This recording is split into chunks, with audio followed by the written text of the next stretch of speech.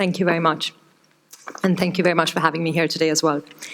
So we're going to talk a little bit about leading in the new, and I'm probably going to explore some questions. And hopefully that'll give us some food for thought around the answers.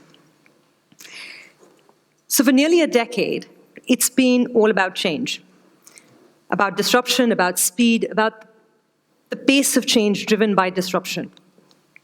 The pace is daunting, but filled with opportunity on a good day and a bit fraught and bewildering on a bad one, both for us as individuals and for leaders of large organizations. It's sometimes like the Red Queen in Alice in Wonderland. We seem to be running ever faster, and then what we are chasing seems to be moving further away. If the last decade was very much about things happening to us, our jobs, our homes, our lives, even how we use our phones, get a taxi, then I think the next phase is very much about us, about putting people very much at the back, into the heart of that revolution. And because of this, because of the primacy of people in this technological era, we can be comfortable saying that while technology remains the answer, I think it's time to ask some new questions. So let's explore a few of those questions today. Maybe we can start with, how will we use technology to improve the world? Now, Accenture research reveals that digital is playing a critical role in leveling the playing field, in enabling women in the workplace. And this has an effect on accelerating societal change. Our research suggests that by harnessing the power of digital technology, advanced economies will be able to close the gender gap in 25 rather than 50 years.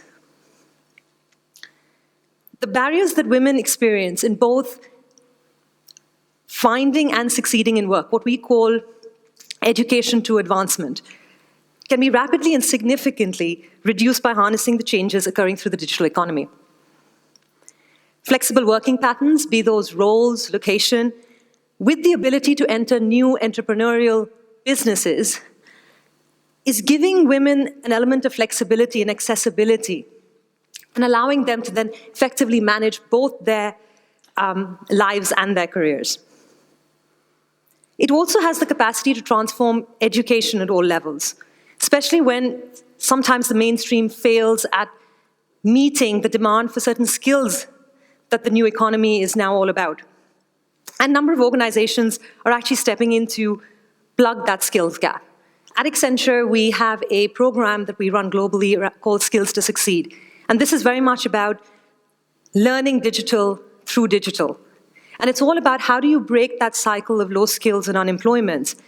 And our aspiration has been to skill 700,000 individuals globally. And in the UK, which is where I am based, we've hit a target of 50,000, and we're hoping to add 20 more thousand to that. And this is all about giving people the skills they need to find employment and to stay in employment. Our research also suggests that 63% of women and 50% of men are confident that digital has the power to level the playing field for women. So put that simply, it means that as traditional ways of working are replaced by the digital economy, women will thrive. And when you look at that more closely and you break it down by the gender view, those at the pointy end of the debate are already feeling the effect. Women believe more strongly than men that their lives, their careers, their homes are being transformed by the flexibility and the access that digital provides. 67% of women and 58% of men we asked believe that digital is enabling more flexible ways to work that will allow more women to enter, remain, and return to the workplace. The impact of this can only be accumulative. By the way education is accessed, and by the way women see their employment prospects. And perhaps more than that, if we accept, and at Accenture we definitely do, that it is vital to get more women and girls into STEM careers, then the ubiquity of technology must have an impact on how comfortable girls and women feel in technology careers. As technology enables, empowers, and even evolves our lives, will more and more women feel that technology careers are less alien. Rather powerfully, one statistic stands out from our research. 70% of women and 60% of men believe a digital world will empower their daughters. So engaging young girls and women in STEM subjects and careers is an essential aspect of delivering this revolution of the equality of the sexes. Only by providing equal opportunities from childhood up can meritocracy truly happen in the professional world. In almost every walk of academic life, girls have actually overturned centuries of underachievement and are outperforming boys all the way up to degree level. But if you start unpicking those achievements, they remain alarmingly skewed towards subjects and qualifications that we traditionally associate with playing to feminine strengths. Even within STEM subjects, women are more represented in biological and social sciences and less so in engineering and computing sciences. So that then brings me to the question of what are the barriers? What is keeping young women from pursuing careers in engineering and physical sciences, in math, and quite frankly, does it matter? I don't think it is entirely true to say that women and girls aren't given access to opportunities in STEM. One could even argue that, in fact, academic tutors are predisposed now to admit women into university courses in this field, and that male-dominated workplaces, which are abound in this area, are making significant investments to attract and recruit more women into their organizations. If we wanted to really be provocative, one could suggest, is it easier getting into these high-tech engineering industrial organizations if you're female? The truth is simply fewer girls choose these subjects at A levels and then into university. And it is not because of lack of ability, because these girls are outperforming across the board. But for reasons perhaps we don't fully understand yet. A boy who has scored poorly in STEM subjects isn't put off by that failure.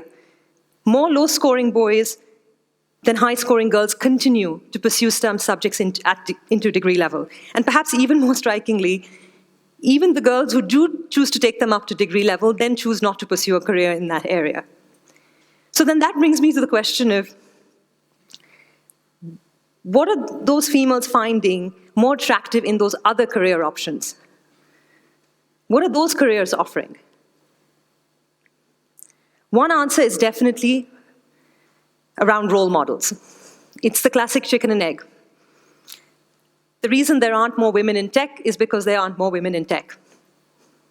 Surrounded by male peers, they look up the organization and don't see others who are facing the same choices, the same challenges.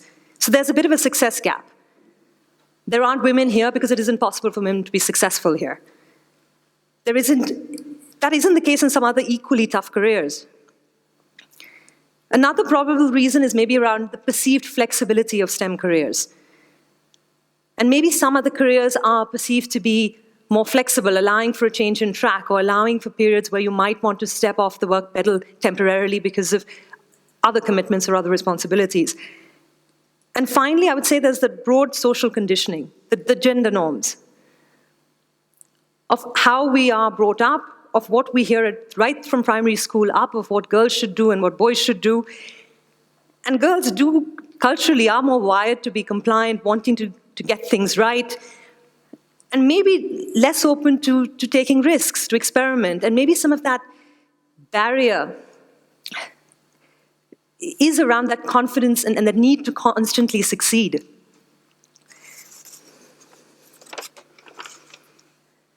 So somehow we probably need to find a way around this safety-first mentality. Perhaps we should also ask, do women need STEM qualifications to work in technology? One simple solution to close this qualification gap is to go back to women who stopped taking STEM subjects at A levels and are now highly qualified arts graduates and see whether they want to change track. A recent survey showed that 84% of female entrepreneurs currently working in the Silicon Valley do not come from so-called STEM degrees and qualifications. Perhaps one solution to chicken and egg question is more STEM companies to recruit women with non-STEM degrees and retrain them, thereby creating more women in tech that our girls can then admire and emulate. Removing barriers comes in many forms. More role models, making more of women who are already in tech, having a zero-tolerance approach to any kind of discrimination, from looking at flexible and family-friendly working policies, challenging gender biases in schools. But perhaps one of the barriers we can address to work in technology is that you do not need a STEM degree to do that. And tap into the vast pool of women that we lost to the arts in the teens and refocus some of that creativity. And finally, we can be as edgy as we like by saying, does it matter? Does it really matter that there aren't more women in STEM?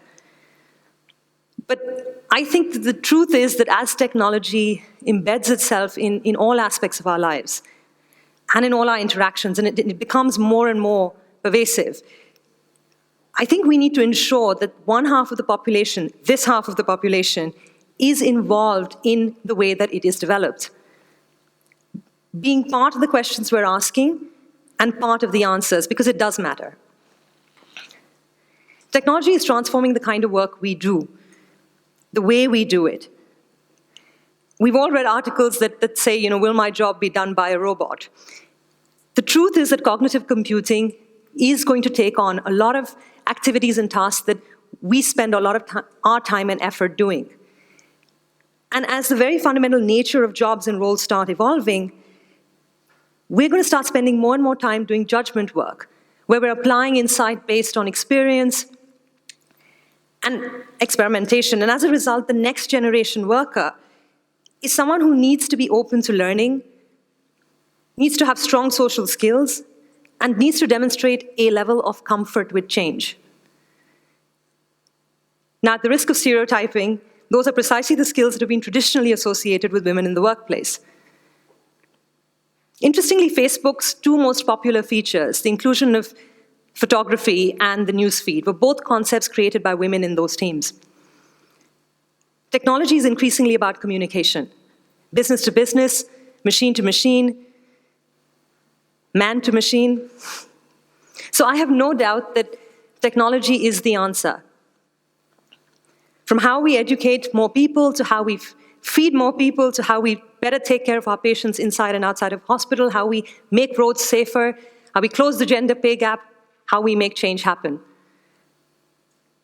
Technology is the answer, so long as we ask the right questions and make sure that everyone is involved in both the questions and the answers. Thank you.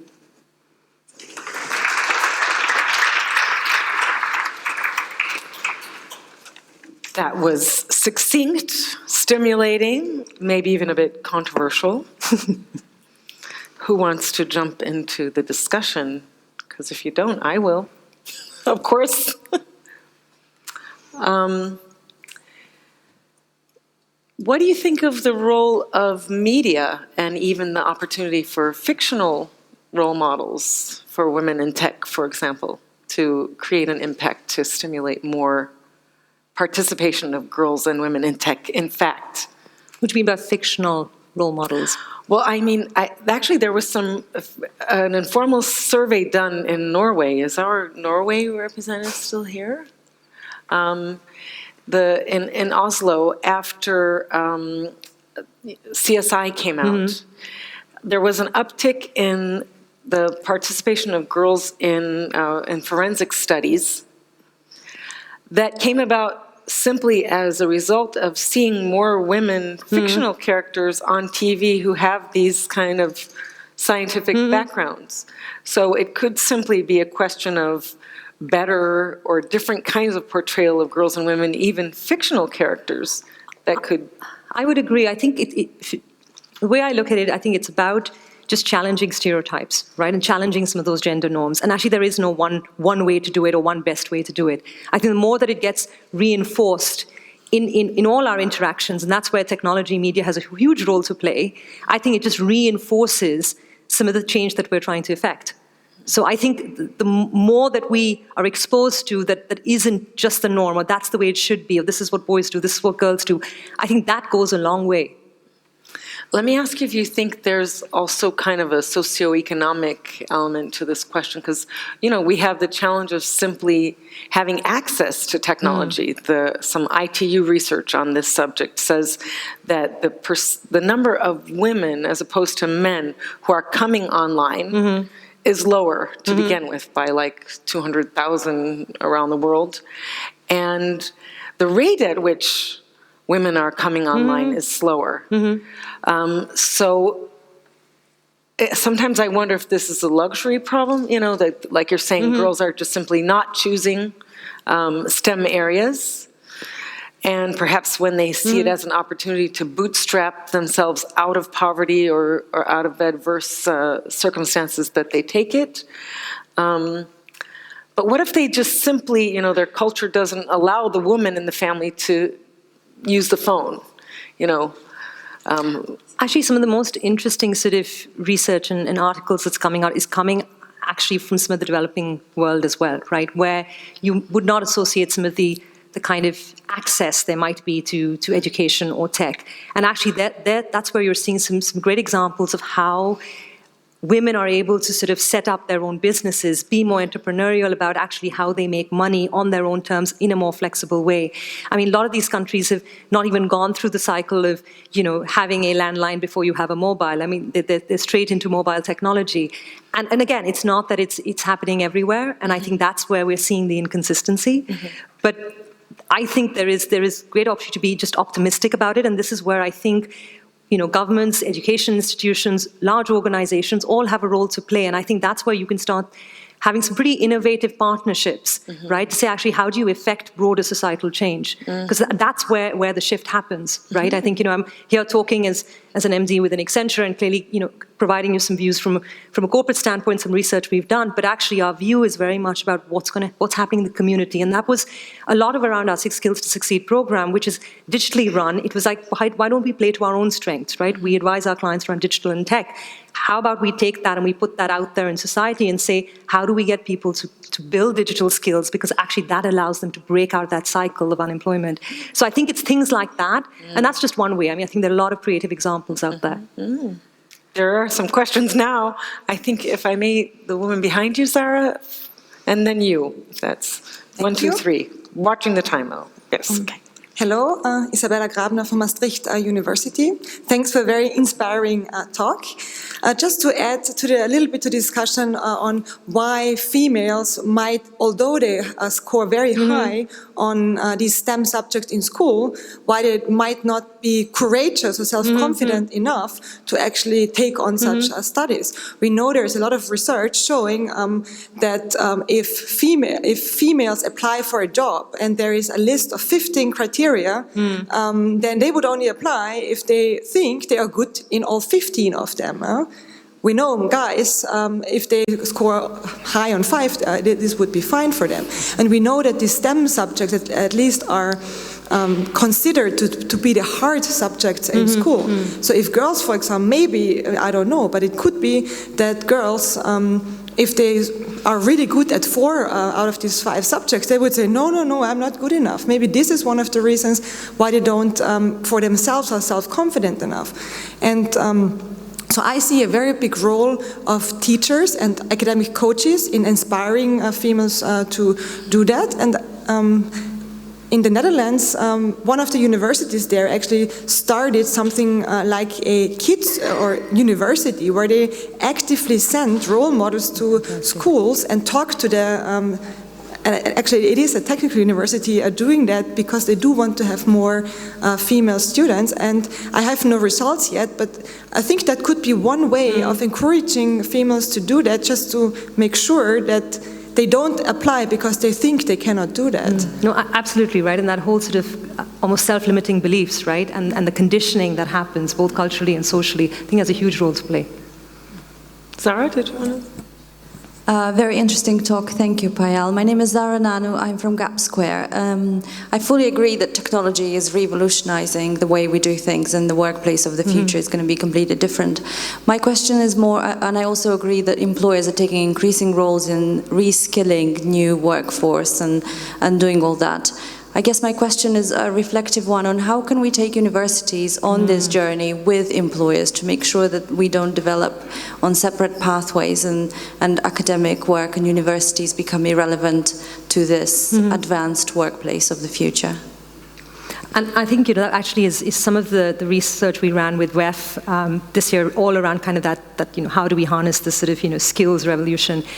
And one of the core sort of findings around that was the fact that actually this is very much about that partnership between government and what policy drives, between academics and actually how we view education and skills uplift, and then what corporations can do as they are kind of in the business and seeing some of the technology evolve. And actually it's about how do they work together. I think some of the most interesting things coming through, especially when we do some research around the workforce, graduates just entering the workforce or due to enter the workforce in a couple of years, and we've run a few surveys around that. And it's quite interesting, their expectation on capability development, right? What am I learning in university? Is that really preparing me for the world of work? And then what am I getting in my first year with this company? Are they really investing in me, and am I going to be able to reinvent myself, right, continuously? And that's coming through very, very strongly. And what's becoming quite powerful is actually how you start what we call going earlier into the school system, right? Where you start having more creative ways of looking at what you would now call internships, apprenticeships, but actually really thinking about it in a way that's far more tangible, that actually is thinking about the future skill sets required and the future of work, and bringing that into academia, but in partnership with government and organizations. And that's something where I think, I think there's a fair way to go, but that's where probably we really need some creative thinking in terms of what we could be doing. Isn't that cozy? My name is Ines Pergaiska. I'm from the Association of Nordic Engineers. And yesterday we heard about that media has a really important role in all gender balance issues. Now you say about the technology is the answer. So, and you seem to have very good analytic results. So how did media pick up on this news? And the reason why I'm asking that is because if we look back in the history, it's the first industrial revolution that paved the way to all women movements. Now we're going back to your results that technology is the answer.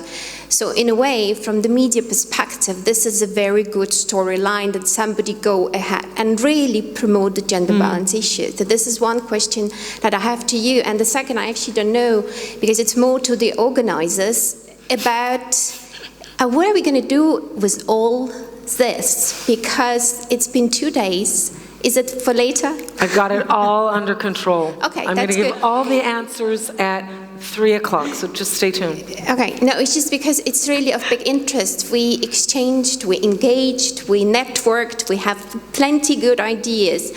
And I think that when I go home, I would be interested to see what happens after that and how this is going to be mirrored in the media. In the media.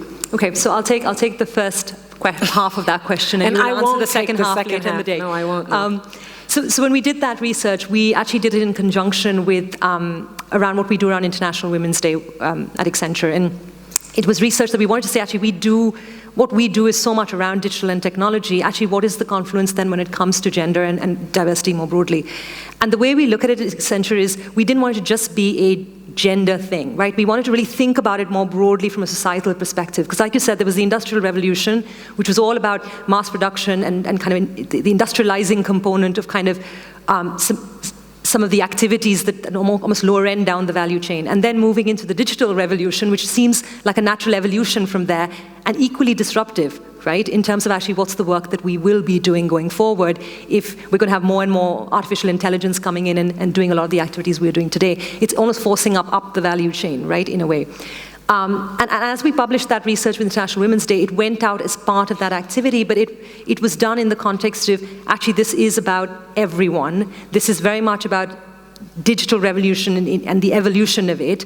And actually, digital fluency is having a real impact in helping us along our sort of gender gap as well. And actually, this is quite profound because, again, it makes business and economic sense that we pay attention to this. And I've got my marketing colleagues sitting here in the room, and we have referenced this research fairly extensively. But again, open to suggestions and ideas on where else we can take this. We're going to take her up on that, right, at 3 o'clock. So you just stay around. And ladies and gentlemen, another hand for Payal. Thank you very much. Thank you. So much. Thank you.